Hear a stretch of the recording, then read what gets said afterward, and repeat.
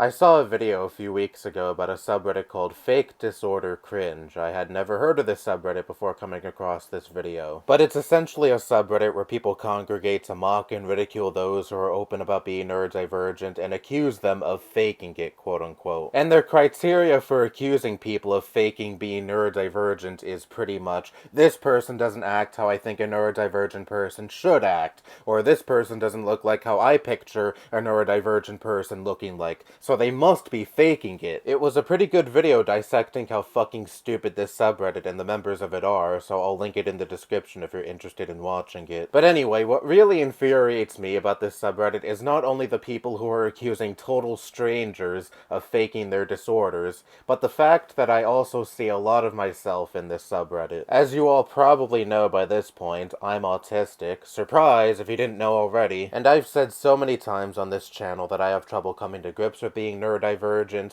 I don't like being autistic, because I have always had trouble socializing and relating with other people. So for the longest time, I felt no pride over being autistic, and even to this day, I have trouble feeling pride over being autistic. I'm definitely better at coming to grips with being neurodivergent than I was even just a few years ago, but as you probably also already know, I liked making fun of neurodivergent students in high school because it helped me feel normal, and a lot of the other non-neurodivergent students were doing it, so that's how I chose to mask being neurodivergent, taking out my insecurities on other people who are either more noticeably neurodivergent or more open about being neurodivergent. And that's why I see so much of myself in the people who use this subreddit, because I've noticed a lot of the people on this subreddit have autism themselves. And instead of standing in solidarity with these content creators and influencers who are neurodivergent themselves and are very open about being neurodivergent and spreading a positive message that there is nothing wrong with being neurodivergent, they choose to mock and ridicule these people instead because they take pride in having the same disorder that is a source of self-hatred for a lot of the people in this subreddit. This should be obvious, but there is nothing wrong with taking pride in being neurodivergent.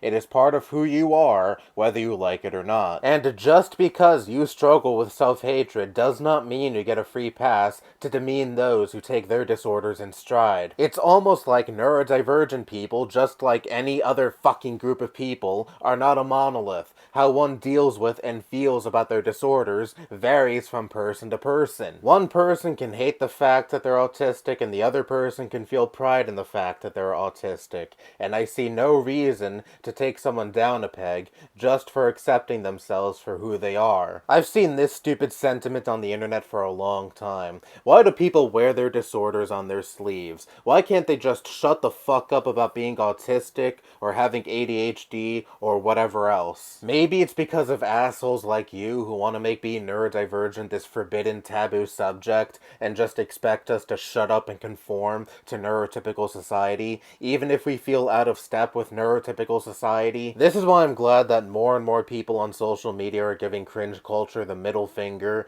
and being open about being neurodivergent anyway, because there seems to be this stupid mindset that's so popular on the internet that if you really were neurodivergent, you wouldn't be talking about it so much. So therefore, all of these people on social media who are so open about being neurodivergent are faking it just for clout. How the fuck do you know? Do you know any of these people on the internet that you're accusing of faking their disorders personally? Because if not, you hardly know a fucking thing about these people. You only see what they choose to make public on social media, and yet you act like you know them so well that you can boldly make the claim that they are faking their disorders. And this type of shit is dangerous because I'm sure so many neurodivergent people have read this garbage and began to feel self-hatred and feel like they can't talk about being neurodivergent because a whole bunch of people online who probably don't even know a fucking thing about being neurodivergent told them that's how they should act and feel. I'm an example of this. Part of the reason why it took me so long to talk about being autistic on this channel